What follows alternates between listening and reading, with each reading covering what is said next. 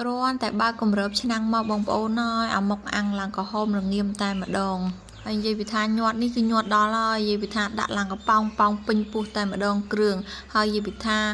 អូយដាក់មួយម៉ាត់មកបងប្អូនអើយនិយាយពីថាឈ្ងុយគ្រឿងនឹងខ្លាំងតែម្ដងហើយជាពិសេសហូបជាមួយនឹងបាយក្តៅអូយជាតិណាបងប្អូនអើយចាបងប្អូនទាំងអស់គ្នាដោយសារខែហ្នឹងគឺជាខែភ្លៀងហើយនិយាយពីថាកែបហ្នឹងគឺចាប់ផ្ដើមសម្បូរហើយដល់តែពើឃើញកែបសម្បូរច្រើនអញ្ចឹងប្តីគាត់ថា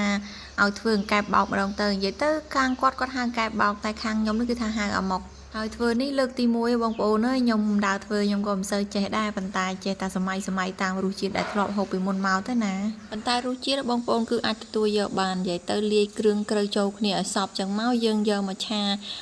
ជាមួយនឹងខ្លាញ់ឲ្យវារៀងឆ្អិនហើយស្ងួតល្អសិនបងប្អូនអូបដានឹងឈ្ងុយបដានិយាយទៅឈ្ងុយគ្រឿងដែលយើងលាយចូលគ្នាបងប្អូនហើយបន្ទាប់ពីលីងស្ងួតល្អហើយគឺខ្ញុំធ្វើការទុកឲ្យត្រជាក់សិនបន្ទាប់ពីវាត្រជាក់ហើយបានខ្ញុំធ្វើការយកមកញាត់នឹងកែបហើយធ្វើលើកទី1នេះក៏មិនទាន់ហ៊ានធ្វើច្រើនបានដែរបងប្អូនអើយគឺលក្ខណៈថាយើងសាកថ្វីដៃអីសិនអញ្ចឹងណាញាត់ចុះញាត់ឡើងហើយនិយាយទៅពោះវានឹងគឺថាធំខ្លាំងមែនតើខ្ញុំញាត់ឡើងគ្រឿងមួយកណោវានៅតែមិនទាន់ពេញទៀតនិយាយពីថា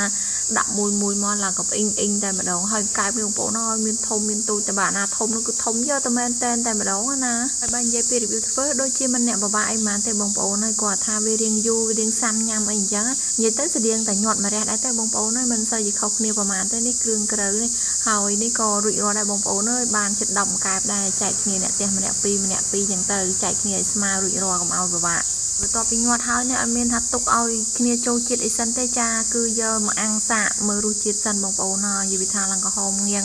អូយនិយាយទៅតំណងខ្លាំងមែនតើបងប្អូនអើយឡើងក្អេងនេះដល់តែឆ្អិនរួចរាល់ថាយកមកហូបបាយនៅវាលស្រែបង្កើតបរិយាកាសម្ដងមានណាទេកំពុងតែហូបមេឃដោយអាប់អួររភ្លៀងក៏នាំគ្នារត់មកផ្ទះវិញទៅអញ្ចឹងហើយជ្រុលជាថតមកបន្តិចហើយក៏ដាក់ចូលក្នុងវីដេអូហ្នឹងទៅបងប្អូនអើយចុងក្រោយមានអីទេគឺហូបបាយនៅផ្ទះវិញតាចាអរគុណបាយបាយ